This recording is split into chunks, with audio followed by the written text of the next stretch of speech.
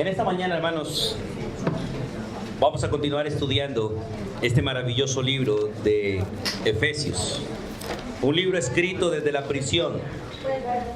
Capítulo 2. Vamos a hablar hoy sobre la inclusión del pueblo gentil al cuerpo de Cristo.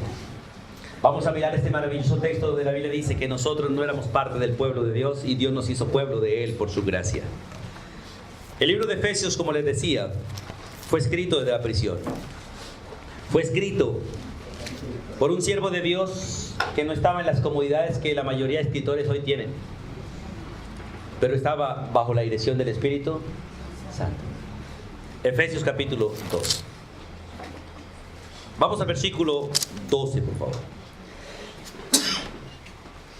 Versículo 11. Efesios 2, 11. Quiero que leamos un poquito ese texto.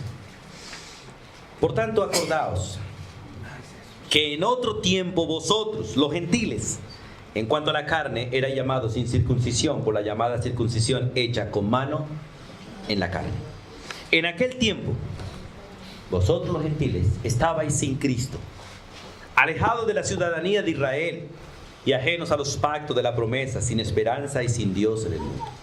Pero ahora en Cristo Jesús, vosotros que en otro tiempo estabais lejos, habéis sido hechos cercanos por la sangre de Cristo. Porque Él es nuestra paz, que de ambos pueblos hizo uno, derribando la pared intermedia de separación, aboliendo en su carne las enemistades, la ley de los mandamientos expresados en ordenanzas, para crear en sí mismos de los dos un solo y nuevo hombre, haciendo la paz. Y mediante la cruz reconciliar con Dios a ambos en un solo cuerpo, matando en ella las enemistades. Y vino y anunció las buenas nuevas de paz a vosotros que estabais lejos y a los que estaban cerca, porque por medio de Él los unos y los otros tenemos entrada por un mismo Espíritu al Padre. Así que ya no sois extranjeros ni advenedizos, sino conciudadanos de los santos y miembros de la familia de Dios, edificados sobre el fundamento de los apóstoles y profetas, siendo la principal piedra del ángulo Jesucristo mismo, en quien todo el edificio bien coordinado va creciendo para ser un templo santo en el Señor, en quien vosotros también sois juntamente edificados para morada de Dios en el Espíritu. Amén. Soberano Dios, gracias por darnos el privilegio de ser tus alumnos y gracias por el placer de poder estar reunidos una vez más delante de ti. Gracias por darle a mis hermanos, darnos a nosotros el privilegio de venir hoy, de estar en este lugar que tú nos has regalado para estar juntos. Oramos por muchos hermanos que no están con nosotros y pedimos misericordia para ellos donde quiera que estén. Y oramos para que tú nos edifiques y nos permitas disfrutar ese privilegio de ser enseñados por ti. Por favor, enséñanos, Dios, en el nombre de Jesús.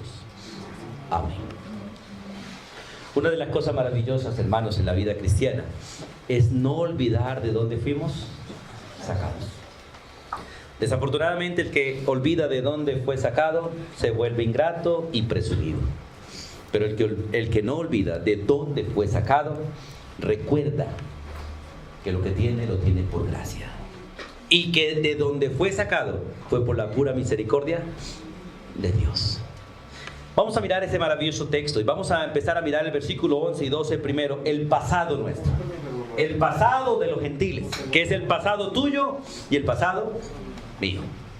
Y quiero, hermanos, que miremos esa parte, el pasado del pueblo gentil. Esto era usted según Dios. Esto era yo según Dios antes de conocer a Cristo. Y si hay alguien que está en este día aquí y no ha conocido a Cristo, déjeme decirle que esta es su realidad presente y que solo Cristo la puede cambiar. Y para los que aún están viviendo el presente como estaban viviendo en el pasado, se les advierte, no sigan así. Los versículos 11 y 12, vamos allí. El apóstol Pablo, en el libro de Efesios capítulo 2, después de decirnos que hemos sido salvos por gracia. Salvos por gracia, ¿por qué? Porque Él nos dio vida cuando estábamos muertos. Porque Él nos resucitó a nosotros juntamente con Cristo. Y porque Él nos sentó en posiciones celestiales con Él. Y en nada de eso nosotros hicimos nada, ni le pagamos a Él por nada. Él lo hizo voluntariamente. Por eso la salvación es por gracia. y no por obras. A ninguno de ustedes, a ninguno de nosotros, nada de lo que hagamos en esta tierra, sea lo mejor posible hecho, nada de eso va a ser tomado en cuenta para nuestra salvación. Va a ser tomado en cuenta, sí, en la evaluación de nuestras obras, sí, va a ser tomado en cuenta, pero para nuestra salvación, no. O sea, para que un ser humano entre al cielo, ninguna de sus obras será contada, solo la obra de Cristo. Pero para nuestro examen de obras y nuestra premiación va a ser contado todo lo que hicimos desde que estuvimos en el vientre de nuestra madre hasta el día de nuestra muerte. Va a ser contado. Y vamos a ser premiados de acuerdo a la fidelidad que usted le haya dado a Dios. Todavía hay tiempo, hermanos, de ganar algunos premios. Y todavía hay tiempo de no perder mucho de lo que hemos ganado. Porque dice la Biblia que muchos, por ser malos oidores, aún lo que pensaban tener les será quitado. Pero cuando hablamos en este texto hablando del pasado, es bueno que recordemos primero. Vamos al versículo 11. Por tanto dice, acordaos, hagan memoria, pueblo del Señor, que en otro tiempo, o sea, cuando estábamos sin Cristo, vosotros los gentiles, recuerden que el pueblo gentil somos todos aquellos que no somos judíos. Todos aquellos que no somos judíos somos gentiles. El pueblo, la humanidad, Dios la dividió en dos. Después de Cristo quedó dividida en tres. Antes de Cristo estaba dividida entre judíos y gentiles. Después de Cristo estaba dividida entre judíos, gentiles y la iglesia de Dios. Y la iglesia de Dios fue formada por judíos y gentiles. Ahora dice, por tanto, acordaos que en otro tiempo vosotros, los gentiles, en cuanto a la carne, en cuanto a esta naturaleza, en cuanto a la naturaleza en la que nacimos, en la que nos dieron a luz nuestras madres, dice, erais llamados incircuncisión. Recuerde que en la Biblia existe la circuncisión como el pacto que Dios hizo con Abraham y con todo el pueblo de Israel. ¿Y en qué consistía? Que todo varón a los 8 días de haber nacido debía ser circuncidado. El prepucio de su miembro debía ser cortado como señal del pacto. Y básicamente esto tenía una connotación espiritual. Era que quien no era circuncidado no pertenecía al pueblo. Pero ahora nosotros en Cristo hemos sido circuncidados, pero en nuestro corazón. La vieja naturaleza fue cortada por Cristo. La vieja naturaleza fue desligada de nosotros, y para que no nos dominase más. Por eso este texto dice, eran contados como incircuncisión. La palabra incircuncisión básicamente es traducida como paganos. Gente sin Cristo. Gente que no es del pueblo de Dios. Eso significa la palabra incircunciso. Una persona que está en un estado moral, espiritual, en un estado pagano o dañado. En otras palabras, vive en su propio pecado. Está bajo el control de sus deseos corrompidos. Por eso vamos al versículo 2. En el versículo 2, básicamente los versículos, el capítulo 2, perdón, versículo 1, 2 y 3, habla de ese estado incircunciso. Él os dio vida a vosotros, ¿cuándo? Cuando estabais, ¿qué? Muertos en vuestros delitos y pecados. Ese es el estado incircunciso. En los cuales ustedes andaban en otro tiempo, ¿cómo? Siguiendo la corriente de este mundo, o sea, viviendo como el mundo vive, conforme al príncipe de la potestad del aire. ¿Ese quién es? Satanás, el príncipe que ahora opera en los hijos de desobediencia, o sea, en los que no han conocido a Jesucristo como Salvador, entre los cuales también todos nosotros vivimos en otro tiempo, en los deseos de nuestra carne, haciendo la voluntad de la carne y de los pensamientos, y éramos por naturaleza hijos de ira, lo mismo que los demás. Ese es el estado llamado incircuncisos en la Biblia. Gente pagana sin Cristo.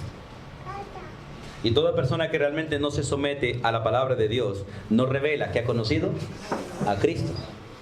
Y para que usted revele que ha conocido a Cristo y que realmente tiene a Cristo, tiene que aprender a vivir en obediencia a las Escrituras. Porque solo la obediencia a la Escritura muestra que usted ha conocido a Cristo. Por eso es necesario este principio. Pero mire la segunda característica que teníamos, o que dice la Biblia, que nosotros éramos antes de conocer a Cristo. No solamente incircuncisos, por la llamada circuncisión hecha con mano en la carne. En aquel tiempo estabais sin Cristo. La palabra sin Cristo es el mismo término del capítulo 2, versículo 1. Muertos en delitos y pecados. O sea, separados de Dios. Separados de Él. Esa palabra estaban sin Cristo, significa separados. Alejados. Fuera de la línea de Cristo. Desalineados. En el capítulo 4, vamos a ir un poquito al capítulo 4, versículos 17 y 18, por favor. 4, 17 y 18. Lo bueno es que la Biblia se explica por sí sola. Mire el 4:17. Esto pues digo y requiero, le está hablando a la iglesia del Señor, que ya no andéis como los otros gentiles, o sea, como siguen andando los que no han conocido a Cristo. ¿Y cómo andan ellos? En la vanidad de su mente, o sea, haciéndole caso a sus propios pensamientos, como dice el capítulo 2, versículos 2 y 3. Teniendo el entendimiento entenebrecido. ¿Por qué? Porque están ajenos de la vida de Dios, por la ignorancia que en ellos hay, por la dureza de sus propios corazones. Eso es lo que significa el término estaban sin Cristo, sin Dios. En aquel tiempo estaban sin Cristo. Realmente, hermanos, separados. Toda persona que está sin Cristo está separada de Dios, está muerta espiritualmente. Por lo tanto, su carne y su mente la controlan. Por eso el peligro, hermanos, de que nosotros como creyentes hagamos lo que pensamos, hagamos lo que sentimos, en lugar de hacer lo que Dios manda. Usted tiene que renunciar a esa enseñanza que nos dieron. Hijo, haga lo que el corazón le indique. Tiene que renunciar a eso y arrepentirse de haberlo hecho. Porque engañoso es el corazón más que todas las cosas. Y perverso, dice la Biblia. ¿Quién lo conocerá? Solo Dios. Engañoso. Su propio corazón y el mío son engañosos. Y lamentablemente el que sigue sus pensamientos y sigue sus sentimientos va en contra de Dios.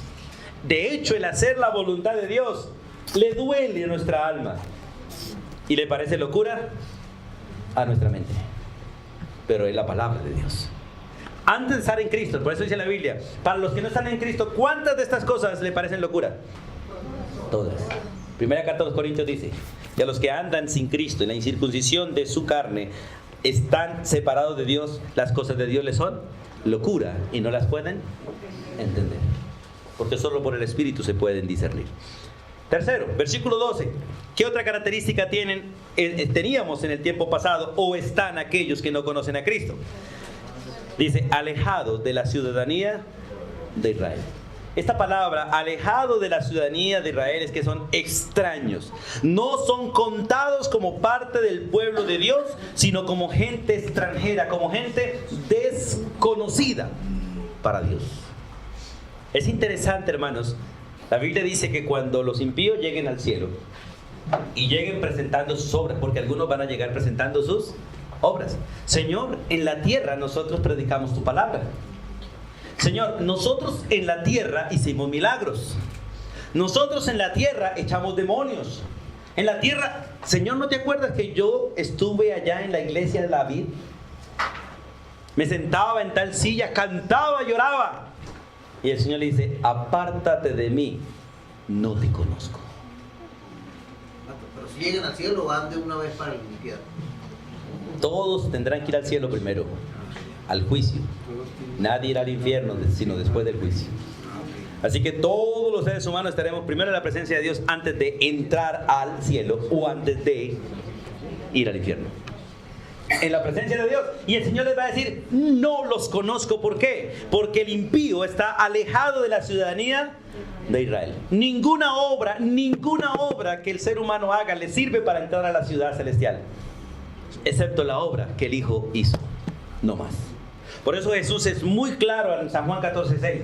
Yo, dice él, yo soy el camino al Padre. Yo soy el camino al Padre. Nadie vendrá al Padre si no es por mí. No se trata si usted es bautista, pentecostal, cuadrangular, lo que sea. No se trata si realmente ha conocido a Jesús como Salvador. Solo entrarán al cielo los que tienen a Cristo en su corazón como Señor y Salvador. Y solo irán al infierno los que no tengan a Cristo como Señor y Salvador. Es triste cómo nosotros juzgamos a la gente. Que él se va para el infierno. ¿Por qué? Pues, por ejemplo, voy a usar un ejemplo aquí con el hermano. Se me fue el nombre, hermano. José. Me ríe, hermano. Tengo dos hermanos aquí. Hermano Alejandro y hermano, acuérdeme su nombre. Mario. José Mario. ¿Cierto? Yo me acuerdo de José, pero él lo distingue como Mario. Le digo José y no me responde. Muchos podrían mirar a José, míralo allá, y al hermano Alejandro. Y dicen, los hermanos se van para el infierno porque usan gorro en el culto. ¿No han escuchado eso? Sí. Otros pueden mirar a otra hermana y decir, mira, aquella hermana se va para el infierno. Mira esa cara tan pintada. Las guacamayas tienen mayor colores y Dios las hizo. Y la pregunta es, ¿el que juzga así estará mejor que ellos? Creo que no.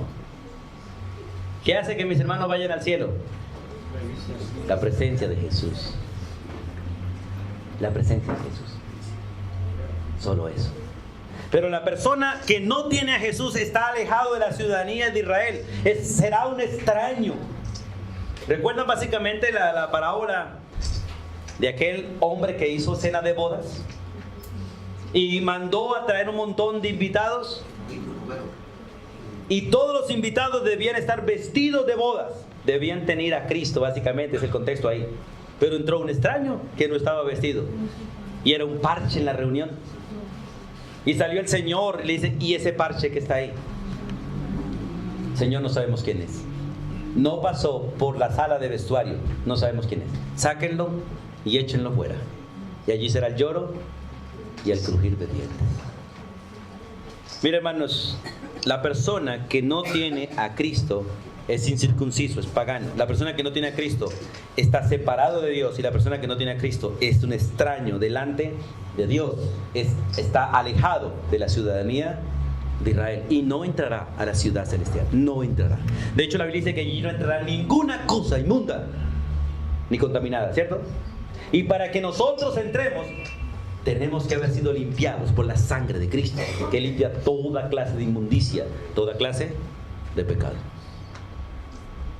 Por eso es maravilloso, hermanos, entender este principio. Siguiente característica que tienen los impíos, ¿cuál es? Aparte de estar alejados de la ciudadanía de Israel, dice que son ajenos ¿a qué? A los pactos de la promesa.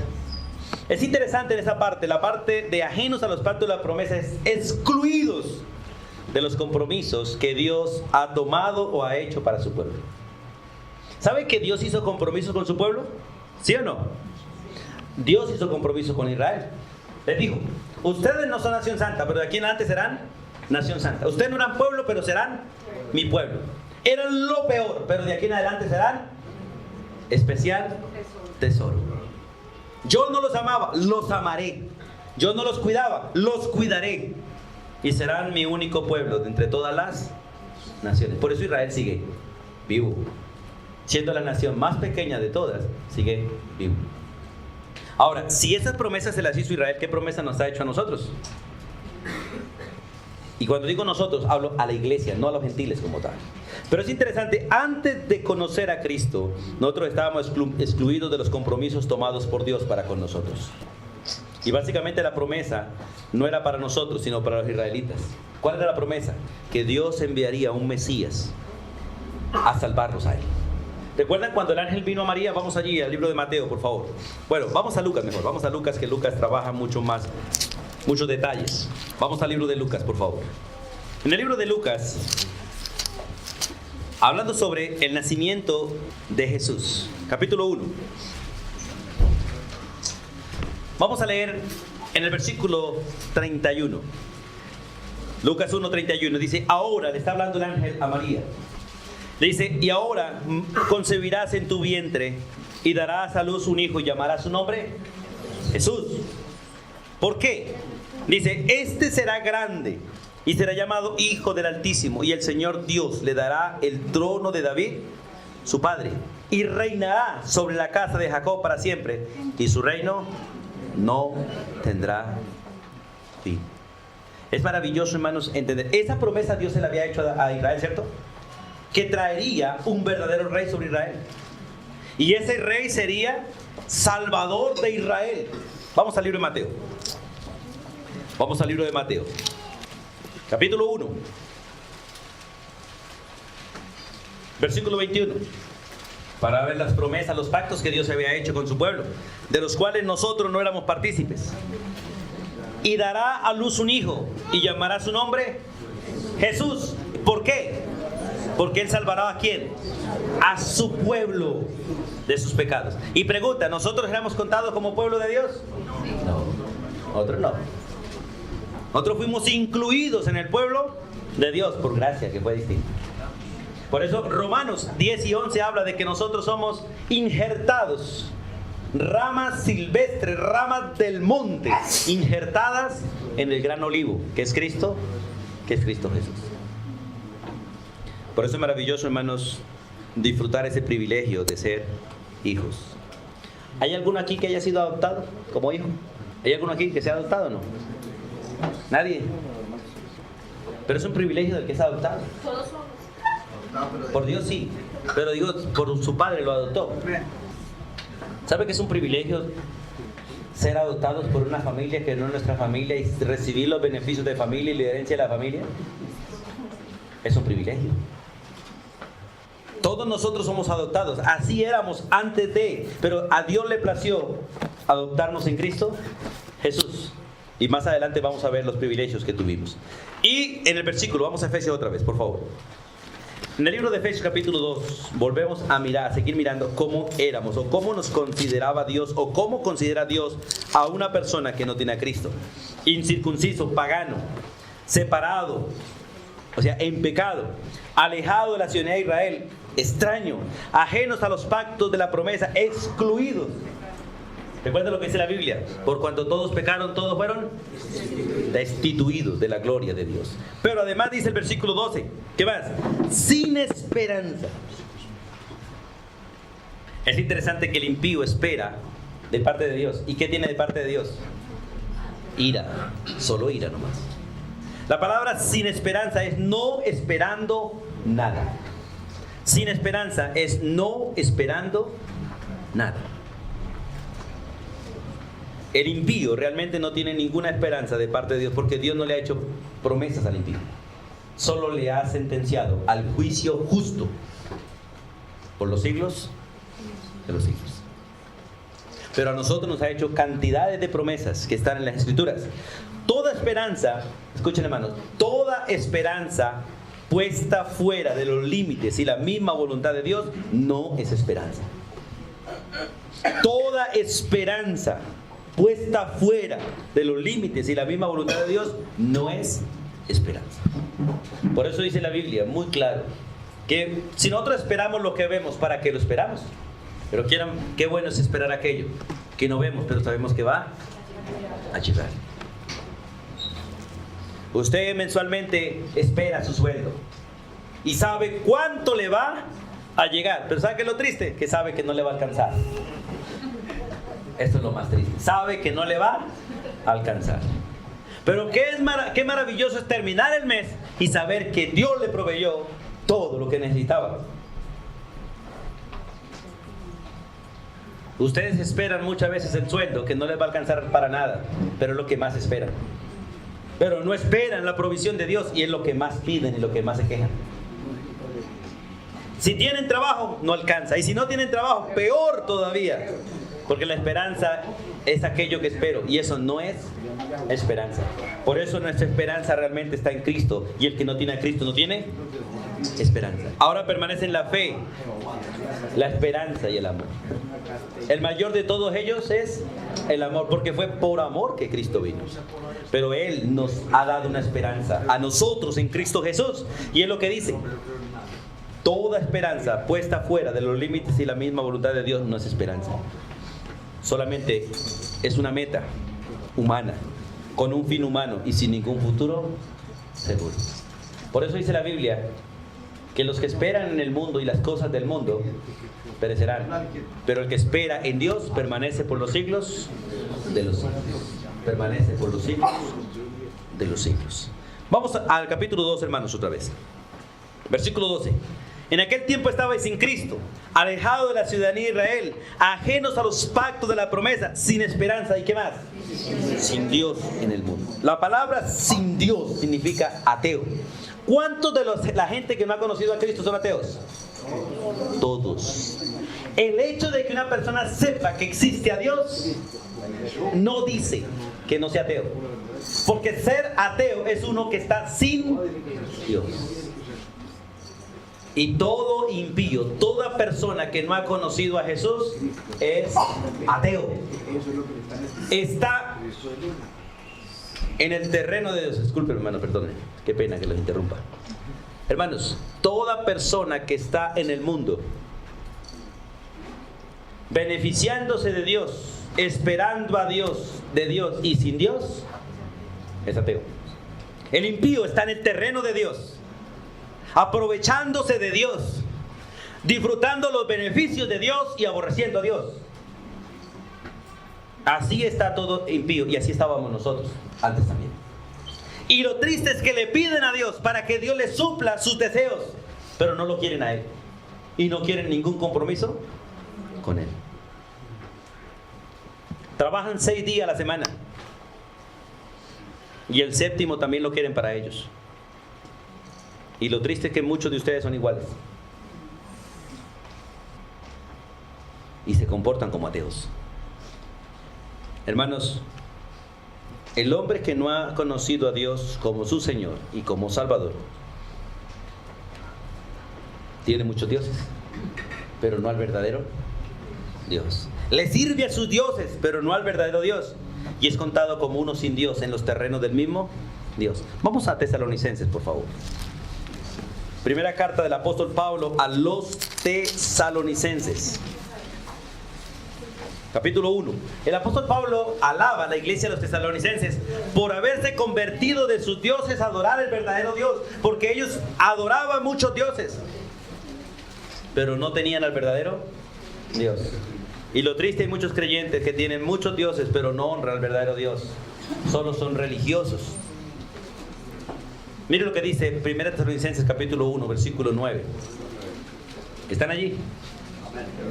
Dice, porque ellos mismos cuentan, había gente que daba testimonio de ellos. Porque ellos mismos cuentan de nosotros la manera en que nos recibisteis y cómo os convertiste de los ídolos a Dios, para servir, dice, porque hay uno solo verdadero, al Dios vivo y verdadero. Y porque el que se convierte de sus dioses a adorar al Dios vivo y verdadero, espera de los cielos a su Hijo, al cual resucitó de los muertos, a Jesús, quien nos libra de la ira venidera. Estas son las cualidades básicamente que la Biblia menciona de una persona que no ha conocido a Jesús. Pero también nos recuerda a nosotros que así éramos nosotros antes de venir a Cristo. Somos salvos por gracia, no por nosotros. Éramos paganos, separados de Dios, extraños en la presencia de Dios, excluidos de los pactos de Dios, no esperando nada, sin esperanza, y ateos. Ese era nuestro pasado. Por eso el versículo 12 del capítulo 2 de Efesios dice, acordaos, hermanos, acuérdense, hagan memoria de que en otro tiempo, ya no. Por eso nosotros tenemos nuestro pasado y tenemos nuestro presente. Pero ni nuestro pasado no debe permear nuestro presente, ni nuestro presente debe olvidar de dónde Dios nos sacó. Pero debemos olvidar todo lo que hicimos, porque Dios ya no lo perdonó. ¿Saben qué es lo triste del creyente? Que no se olvida de lo que hizo. Y algunos se alaban. He escuchado creyentes, ay, hermano, ¿se acuerda cuando tomamos guaro? ¡Guau! ¡Qué vida!, ¿no? Jactándose de la vida inmunda que llevaban. En lugar de acordarse de eso y llorar de lo que hacía, pero darle gracias a Dios porque lo sacó de allí. Porque algunos añoran el guaro todavía. Y le dan papaya y vuelven allá. Pero ahora, en los versículos 13 en adelante, vamos a ver el acercamiento de los gentiles a la presencia de Dios. El acercamiento de los gentiles a la presencia de Dios. Por favor, hijos, pasen allá. Los versículos 13 en adelante. Dice, pero, esos peros son maravillosos en la Biblia. Así como en el capítulo 2, versículo 1 hasta el 3, hay una situación difícil, pero el versículo 4 empieza con una palabra, pero. Cambian las cosas. En el versículo 13 dice, pero ahora, en este momento, ya el pasado quedó allá, ya les recordé el pasado, pero ustedes no viven en el pasado ni deben vivir en el pasado, hermanos. Y hermanos, quiero advertirles, a nosotros como pastores y líderes nos toca corregir a aquellos que quieren volver a vivir en el pasado, nos toca corregirlos. Y quiero advertirles, porque hay que dejar todos esos vicios del pasado, dejarlos. Porque como pastor y el liderazgo que Dios vaya levantando, nos tocará corregir a algunos que aún no quieren vivir su presente como debe ser, porque todavía viven en el pasado. Recuerden lo que dice la Biblia. Voy a leerles un texto. En primera carta a los Corintios. Voy a ir un momentico allá antes de pasar acá. ¿Por qué puedo advertirlos, hermanos? Para que después no digan por qué. Primera carta a los Corintios, capítulo 5, versículo 11. Porque tenemos en la iglesia todavía hermanos que les gusta el traguito, que les gusta el vicio, que son mentirosos, que todavía viven en fornicación y les gusta la fornicación, que son maldicientes, les gusta maldecir y hablar mal. No deben estar en la iglesia si no se corrigen. No deben estar en la iglesia si no se corrigen. Dice la Biblia, primera carta a los Corintios capítulo 5, más bien os escribí que no juntéis con ninguno que haciéndose llamar hermano fuere fornicario, fuere avaro, fuere idólatra, fuere maldiciente, fuere borracho o ladrón, que le guste prestar y no pagar. Con el tal ni aún comáis. Porque esa era la vida pasada de ustedes, no la presente. Y si alguno está en Cristo, nueva criatura es. Nueva criatura es. Las cosas viejas pasaron, ya no las debemos estar haciendo porque eso éramos antes, no ahora.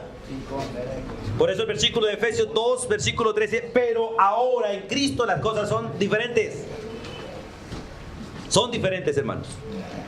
Y si alguno se hace llamar hermano, es porque ha conocido a Jesús y su pasado ha quedado en el pasado. Algunos tienen secuelas de su pasado y necesitan ayuda y queremos ayudarlos. Pero aquellos que son tercos y quieren pretender vivir en ese pasado, toca disciplinarlos y si es necesario expulsarlos también. Amén, hermanos. Amén. Porque quiero que entiendan, esto no es un club, esto es una iglesia, una familia, donde el que manda aquí es el Señor, no nosotros. Y ustedes lo pueden hacer conmigo también. Y me ven en las mismas, hermanos. Por eso es necesario entender ese principio. Pero ahora, el versículo 13. En Cristo Jesús, vosotros que en otro tiempo estabais lejos, habéis sido hechos cercanos por la sangre de Cristo. Y es necesario que entendamos esto porque el precio que fue pagado para hacer ese cambio de vida, ese cambio de comportamiento, ese cambio de estatus, ese cambio de esa posición distinta, el precio fue la muerte del Salvador. El que se interpuso para ayudarnos le tocó morir y murió realmente por nosotros. Pero aún hay en la iglesia hijos ingratos, como lo hay en los hogares. Recuerda aquellos hijos que le dicen al papá: bueno, ¿quién le mandó a parirme? ¿Quién le mandó a traerme el mundo? Hay creyentes en la iglesia y los he conocido. Cuando hablo en la iglesia no solamente hablo de este rebaño, sino en general. Dice: ¿quién mandó a Cristo a morir por mí? Pues que me salve si quieren y si no yo. Pero así hacemos nosotros cada vez que decidimos hacer lo que nos da la gana. Eso mismo hacemos. Ah, pues Él me salvó. Problema de Él. Tenemos que tomar decisiones serias porque somos el pueblo de Dios. Y la gente debe ver allá afuera testimonio de gente cambiada. De gente que realmente tiene un compromiso distinto con Dios. Miramos aquí, ¿quién fue el autor del acercamiento? ¿Quién es el que hace todo este trabajo? Dice: pero ahora en Cristo Jesús, vosotros que en otro tiempo estabais lejos, habéis sido hechos cercanos por la sangre de Cristo. ¿Quién nos hizo cercanos realmente? El Padre. El Padre fue el que lo hizo. ¿Cuál fue el instrumento? Cristo. La sangre de Cristo. Pero el autor del acercamiento, siempre en todo el libro de Efesios vemos que es el Padre. El Padre nos escogió, el Padre nos bendijo, el Padre nos aceptó, el Padre nos dio un Salvador, el Padre nos perdonó en Cristo, el Padre nos dio herencia en Cristo, el Padre nos selló con el Espíritu Santo. El Padre es el que ha hecho todo esto y el resto de la Trinidad ha sido partícipe de todo el plan, aunque el plan es trino. Realmente lo ha hecho el Padre. Dice, pero ahora en Cristo Jesús, Él es el instrumento. Ustedes han sido hechos cercanos. El versículo 13 dice, ¿a quiénes acercó? Dice, a los que estaban lejos. ¿Y quiénes eran los que estaban lejos? Nosotros, los gentiles. Y tan lejos que estamos de Israel todavía, ¿cierto? ¿Cuántos de los que están aquí han ido a Israel? Echen la mano los que han ido a Israel. ¿Hermana Rosario nomás? ¿Nadie más? Hermana Rosario, toca que nos lleve a todos, entonces. Le hago una pregunta aquí. ¿Cuántos de ustedes han estado en Israel? Solo hermana Rosario. ¿Cuántos de ustedes van a estar en Israel? Es interesante, ya estuvimos en Israel. Si usted no estuvo en Israel, usted no puede ser salvo. Porque Cristo nos llevó a nosotros en la cruz y eso fue en Israel. Nos sepultó en Israel y nos resucitó en Israel.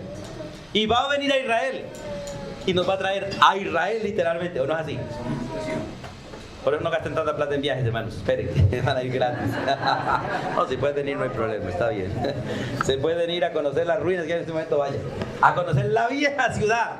Pero nosotros vendremos en la nueva, porque lo viejo pasó, hermano.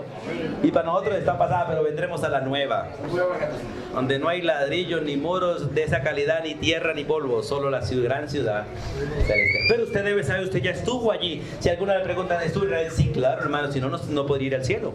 No podría ser salvo. Ya estuve allá, en la cruz de Cristo. Fui llevado a la sepultura, al sepulcro con Cristo, y fui levantado allí, y volveré allí con el Señor y Salvador. Amén. Pero es maravilloso eso. Él acercó a los que estaban lejos. Eso es el pueblo gentil. Y también a los que estaban cerca. Porque estaban tan cerca, pero separados de Él. Nosotros estábamos lejos, pero separados de Él. Por eso el versículo 13 es claro. A los que estaban lejos han sido hechos cercanos. Y hermanos, quiero que piensen en esto. Porque es un privilegio estar cerca de Jesús. Y el privilegio de usted y el mío. El pueblo de Israel estuvo junto a Él. Pero ahora nosotros estamos en Él. Por los siglos de los siglos. Por los siglos de los siglos. El drama que hicieron el domingo, yo reflexionaba mucho en ese buen ejemplo que hicieron de ponerse mis zapatos. De ahí para acá como que nadie quiere estar en los zapatos del pastor. Pero yo me ponía a pensar, qué bueno que alguien quiere estar en los zapatos del pastor y no en los zapatos de Cristo. Porque le sería peor todavía. Y Dios no quiere que ninguno de ustedes se ponga en los zapatos de Él, solo que se ponga en las manos de Él. Porque nadie le puede dar la talla a Él. Nadie. Pero sí podemos estar en las manos de Él por los siglos.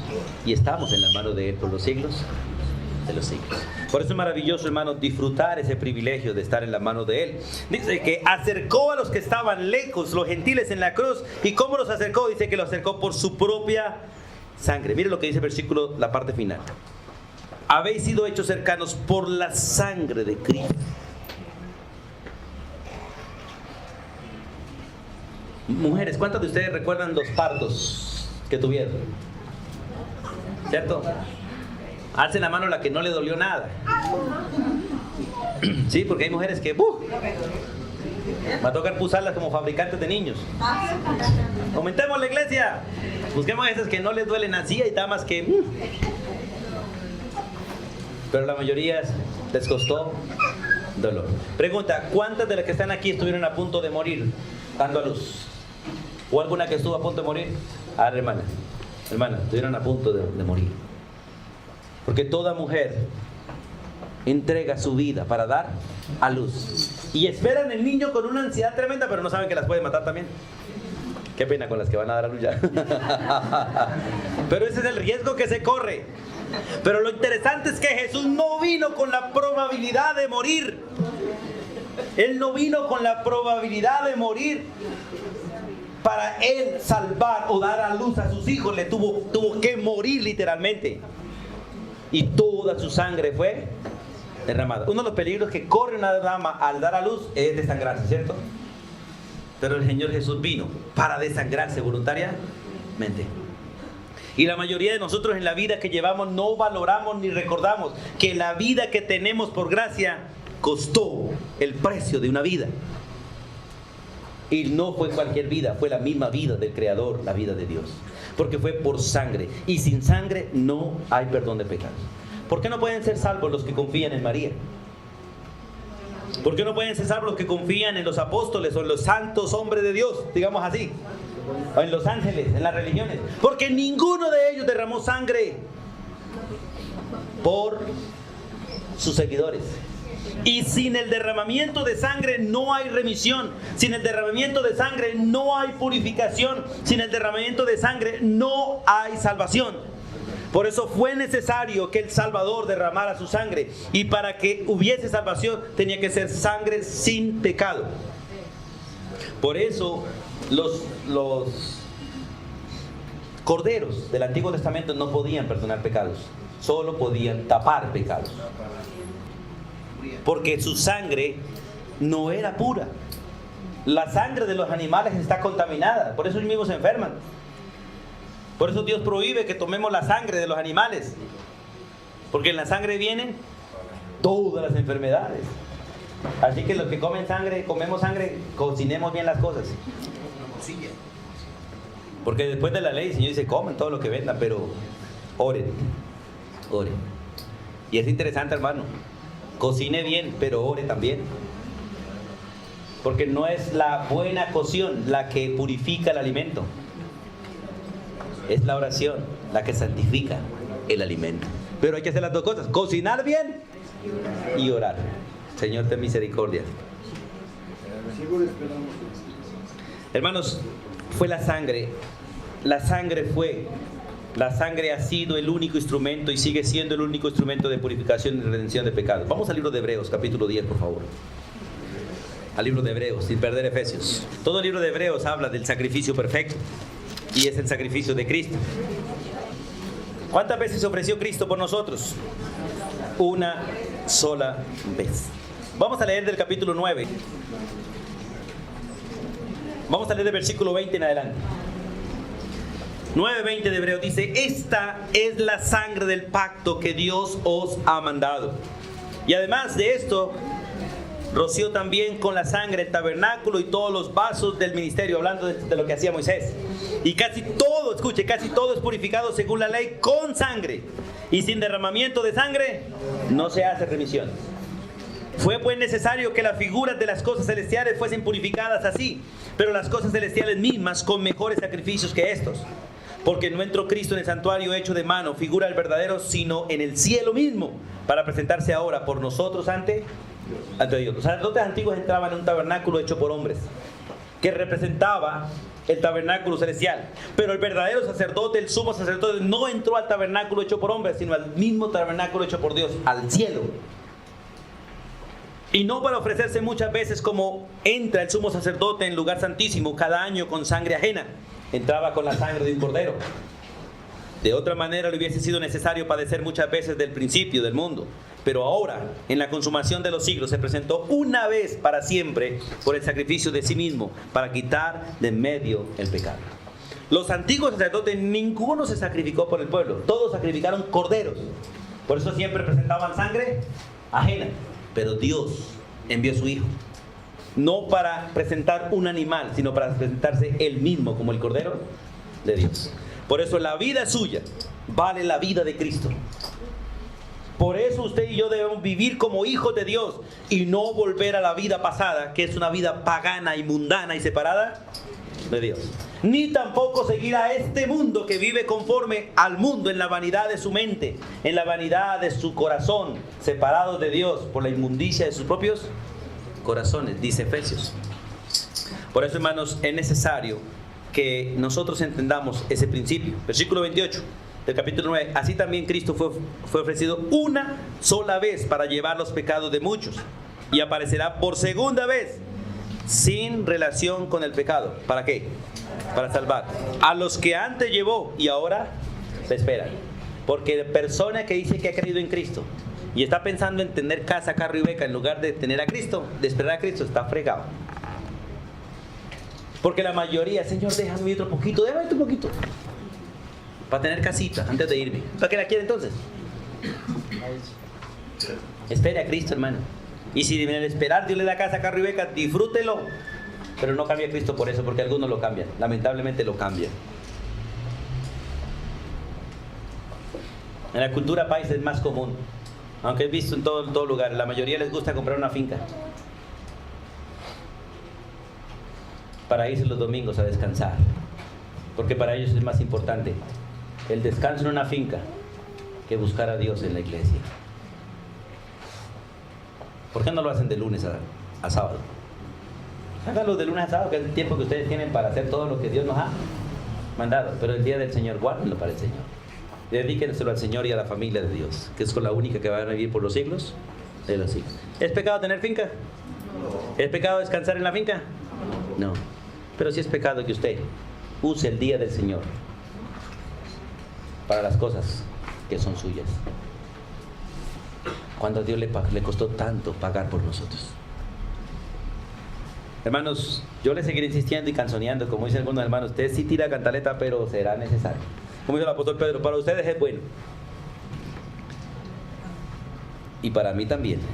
Porque un día voy a poder decirle al Señor, se lo dije, Señor, no hicieron caso. Y el versículo 14 de Efesios, vamos allá. Efesios 14. Hermanos, yo les he comentado a ustedes, nosotros tomamos una decisión un día.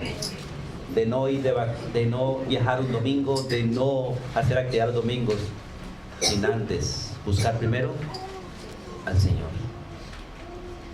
Y no por legalismo, sino por amor. Busquen primeramente al Señor y todo lo demás vendrá por añadir. Versículo 14. En el versículo 14 de Efesios 2, ya leímos el 13, leamos otra vez unido. Dice, pero ahora en Cristo Jesús, vosotros que en otro tiempo estabais lejos, habéis sido hechos cercanos por la sangre de Cristo, porque Él es nuestra paz, que de ambos pueblos hizo uno, derribando la pared intermedio de separación. Entonces, el autor del acercamiento fue Dios, pero el instrumento del acercamiento es Cristo. Por eso el versículo 3 empieza diciendo, en Cristo, pero ahora en Cristo, dentro de Cristo, ustedes han sido hechos cercanos. Pero la pregunta es, ¿quién es Cristo? Según estos textos. El versículo 14 es muy claro. Él es nuestra paz. Pregunta, ¿Él es la paz o Él es el que hace la paz? Y si Él es, Él la hace. Recuerden que hace unos domingos atrás les hablaba del privilegio de ser antes que hacer. Porque el que no es, no hace. El que no es, no hace. ¿Para qué mandar un hijo a hacer un oficio para el cual no está entrenado? ¿Para qué? Es necesidad de nuestros padres. Si él es capaz de hacerlo, envíelo. Pero si no es capaz, no lo envíe. Enséñele. Por eso la necesidad de ser antes que hacer. Por eso las cosas de Dios nadie las puede hacer si primeramente no es hijo de Dios. En la iglesia hay muchos hermanos que quieren hacer muchas cosas, pero no se quieren dejar entrenar, porque no quieren hacer las cosas para Dios, sino para ellos y como ellos las quieren hacer. Y resulta que las cosas de Dios hay que entrenarnos para hacerlas como Dios las ha mandado hacer. Por eso es necesario primero el ser antes que el hacer. Por eso Él no dice, yo soy el que les doy la paz. Y en otro evangelio dice, mi paz os doy. Él no dice, yo les doy la paz, dice, mi paz. Porque la paz de Él es Él mismo. De tal manera que nadie puede tener la paz de Dios si no tiene a Cristo Jesús en su propio corazón. Y en el versículo es interesante, dice el texto, Él es la paz de la humanidad. Versículo 14, porque Él es nuestra paz. Resulta que ustedes, si estudian un poco de historia, el mayor conflicto que ha habido en el mundo es entre judíos y gentiles. Y el conflicto que tenemos en el mundo y las amenazas de guerra que tenemos en el mundo es solamente por el conflicto entre judíos y gentiles, que son de hecho un solo pueblo en cierta manera, pero en Cristo Jesús. Cristo llevó nuestras peleas, Cristo llevó nuestras rivalidades, Cristo llevó nuestro conflicto. Por eso el texto dice, porque Él es nuestra paz, que de ambos pueblos hizo uno, derribando la pared intermedia de separación, aboliendo en su carne ¿qué? Las enemistades. Cuando usted y yo peleamos, estamos ignorando a Cristo. Cuando usted y yo peleamos, estamos menospreciando la obra de Cristo. Cuando usted y yo peleamos, estamos diciendo que lo que Cristo hizo no me importa. Que lo que me importa es en este momento pelear con usted. O sea, tener la enemistad que mi corazón quiere tener. Pero Él sigue siendo nuestra paz. ¿Quién es el que arregla nuestros asuntos? Solo Él. Y por amor a Él es que nos toca arreglar los asuntos, ¿cierto?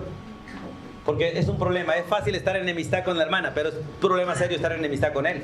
Y cuando yo estoy en enemistad con ellos, automáticamente me meto en problemas con Dios. Por eso, hermanos, dice la Biblia, Él es nuestra paz. Él es nuestra paz. Pero también es Él es el que hizo de los dos pueblos un solo pueblo. Porque Él es nuestra paz, que de ambos pueblos, ¿cuáles? Judíos y gentiles. ¿Hizo cuántos pueblos? Uno, para Él. Para Él. Y ese pueblo se llama la iglesia. La iglesia es el resultado de la obra de Cristo al unir dos pueblos, judíos y gentiles. Y de los dos pueblos trajo gente a Él para ser el pueblo de Él, la iglesia. Y la iglesia es un pueblo que ya no pertenece ni a los judíos ni a los gentiles. Es un pueblo que le pertenece a Dios por los siglos de los siglos. Así que ya en Cristo no somos ni judíos ni gentiles. Somos la iglesia de Cristo. Somos el cuerpo de Cristo. Más adelante el Señor va a mostrarnos esa parte de cómo Él hizo de los dos un solo pueblo, un solo cuerpo, matando en Él las enemistades. Pero es interesante, para matar Dios las enemistades de los dos pueblos tuvo que matar al abogado. Tuvo que matar al abogado que se interpuso entre los dos. Uno de los problemas serios que tenemos hoy en día es que nadie le gusta ser pacificador. La mayoría les gusta no meterse en problemas, ¿cierto? Pero no les gusta ser pacificador. ¿Cuál es la bendición del pacificador? Que le toca meterse en medio de los dos en problemas. La mayoría de nosotros y en eso no me meto, qué pena, allá ustedes, chao. Eso se llama ser cobarde. Eso se llama ser hermano que no ama. Bueno, tiene un montón de calificativos. Eso es decirle a los otros, no me importa la vida de ustedes, mátense si quieren. Pero no fue lo que Cristo hizo. Cristo se metió en medio de los dos emproblemados y en medio del conflicto. Pero le tocó morir. Y murió por amor a los dos, para salvar a los dos. Y hacer de los dos uno solo. Es interesante, hermanos, si usted va con problemas de hogar al psicólogo, el psicólogo se va a meter entre los dos y les va a cobrar a los dos para dividirlos. ¿O no es así? Usted va al psicólogo, él se va a meter entre los dos, va a escuchar los problemas de los dos y les va a cobrar una buena suma para dividirlos, decirle, sepárense, es la única solución. Pero nuestro Salvador se metió en el conflicto entre Dios y nosotros y pagó por nosotros para unirnos a Dios por los siglos de los siglos. Y dijo, ustedes no se pueden separar. Al contrario, yo los voy a unir con mi sangre. Los voy a unir para siempre. Por eso, hermanos, y quiero aconsejarles a algunos en la iglesia que aconsejan como los impíos. Hermana, a usted le queda mejor separarse de ese hombre. He escuchado consejos así. Y he sabido de personas que aconsejan así. Espero no volver a escuchar. Porque es mejor morir que separarse. Es mejor suicidarse que separarse, hermanos. Ese es el principio bíblico. Porque en la separación no hay amor por el otro, solo egoísmo por sí mismo.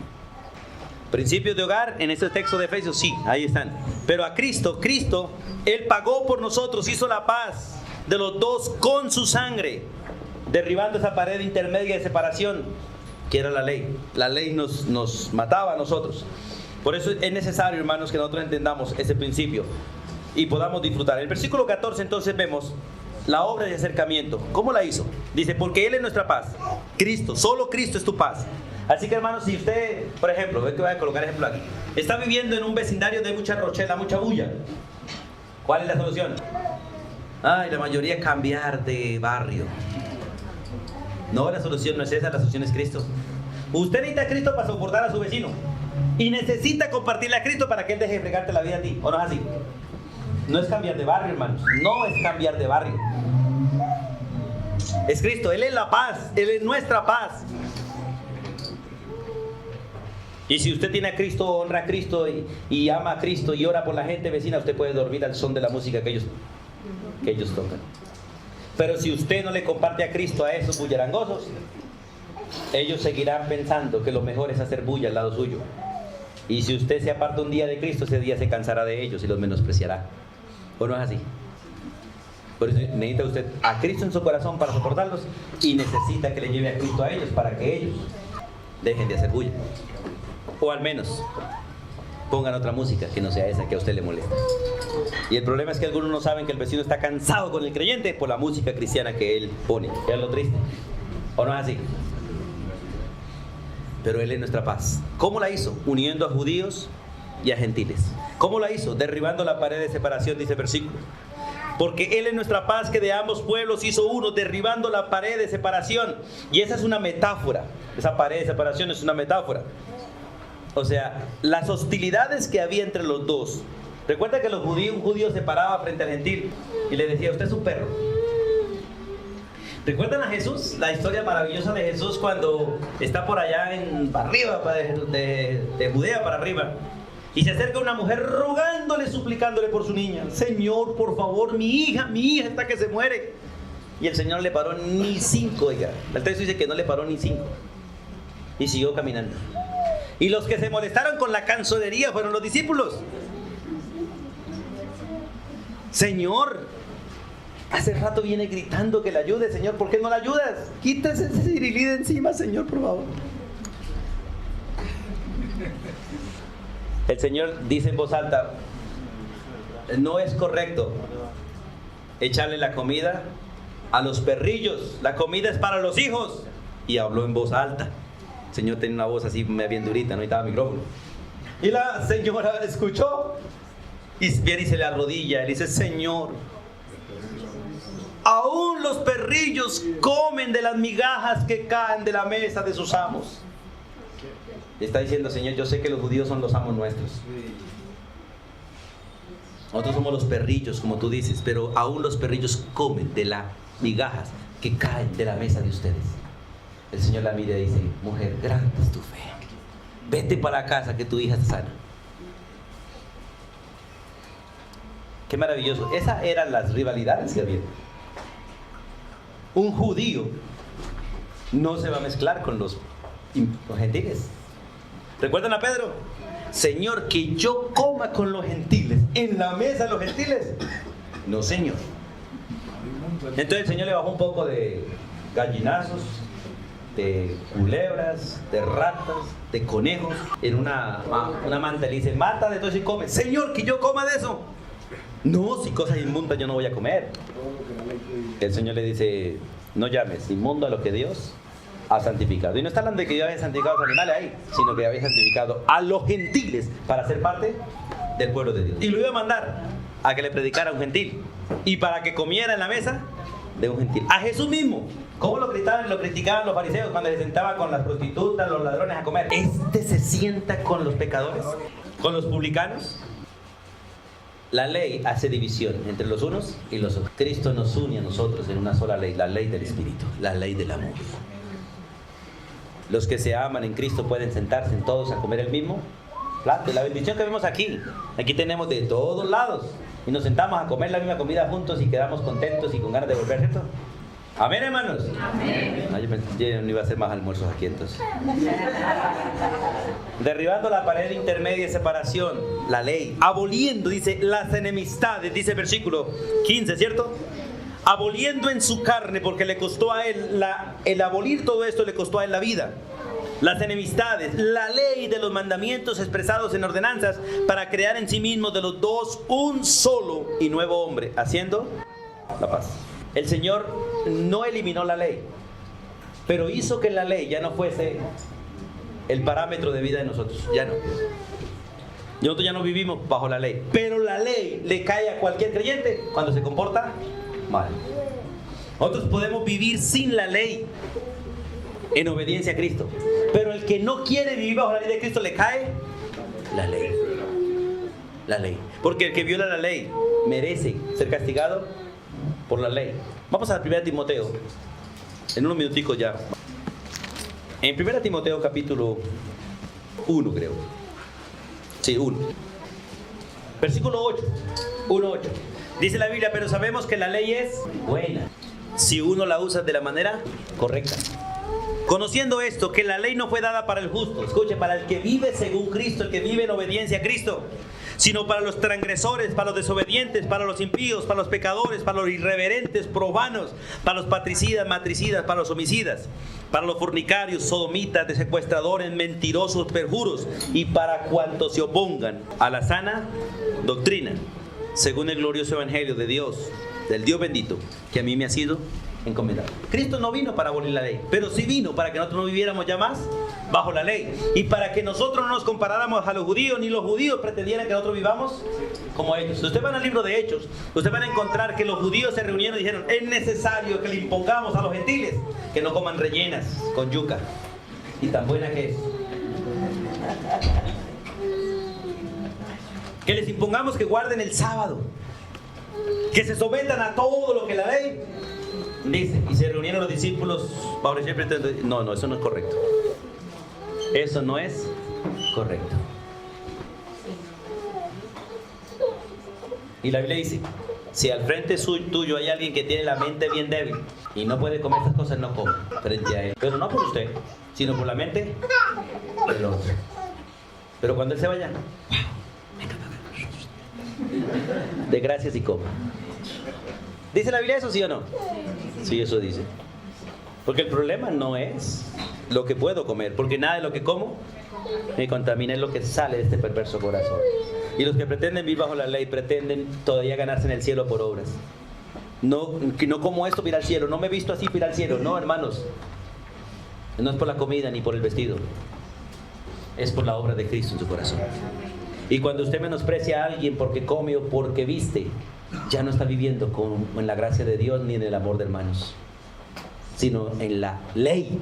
Y el que vive en la ley vive bajo maldición, dice la Biblia, porque maldito es todo aquel que pretenda vivir bajo la ley sin cumplirla toda. Y Cristo se hizo maldito por nosotros para librarnos de esa maldición. Así que, hermanos, voy a parar aquí. En esta parte, el autor del acercamiento es Dios. El instrumento del acercamiento es Cristo por su sangre. La obra la hizo el Señor, uniendo los dos, derribando esa pared intermedia, aboliendo las enemistades, lo que nos separaba, y creando en sí un nuevo hombre. Vamos a terminar aquí. Dice el texto en Efesios. Vamos allá un momentico, por favor. Aboliendo en su carne las enemistades, la ley de los mandamientos expresados en ordenanzas, para crear en sí mismo de los dos un solo y nuevo hombre, haciendo la paz. Esta mañana se estaba compartiendo algo sobre el fruto del Espíritu. ¿El fruto del Espíritu está o no está en nosotros? Sí está. El problema es que nosotros no entendemos que en nosotros hay dos hombres, el viejo y el nuevo. En el viejo no hay nada del Espíritu, nada es nada. Como en el nuevo no hay nada de la carne. Son dos enemigos completos. El uno es capaz de vivir conforme a la Biblia, el otro le queda incapaz de hacer eso. El uno no puede someterse a Dios, el otro sí. Por eso Dios ordena: despójense del viejo hombre y vivan en el nuevo. Vístanse el nuevo. En mí y en ustedes hay una vieja naturaleza incapaz de hacer lo bueno, incapaz de hacer lo correcto, pero capaz de hacer lo malo. Por eso no me hagan enojar, porque la macheta, mi viejo hombre, la tiene bien afilada. Y la tiene atrás del baúl en el carro. Pero hay uno nuevo que es capaz de resistir cualquier problema, que es capaz aún de dejar que usted me mate y morir en silencio, como el Señor lo hizo. Ese nuevo hombre fue creado en Cristo Jesús. Recuerde que nosotros fuimos creados en Adán, y todos fuimos hechos en Adán, en el viejo hombre, el que fracasó, el que cayó, el que se rebeldizó. Pero Dios quiso a nosotros, su nuevo pueblo, hacernos en un nuevo hombre. ¿En quién?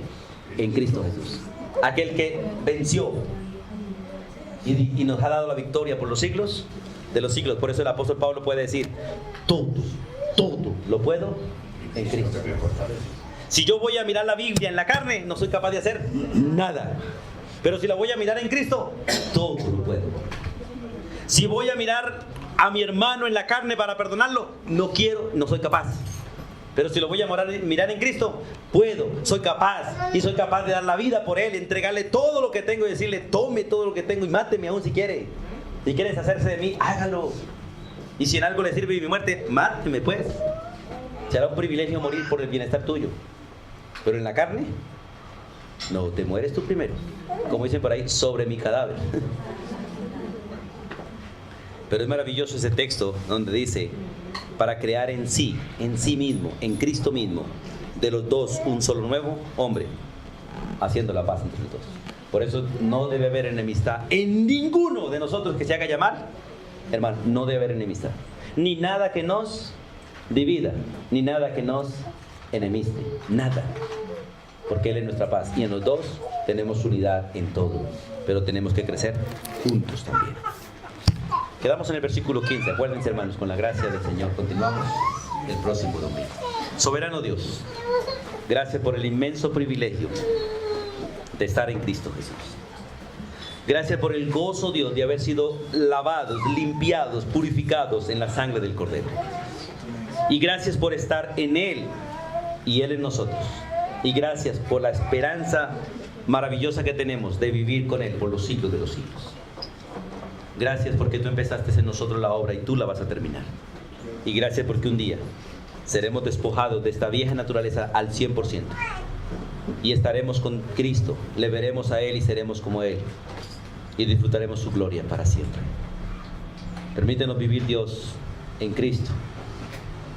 No en nuestro pasado, pero no olvidar de dónde fuimos sacados para no dejar de ser agradecidos.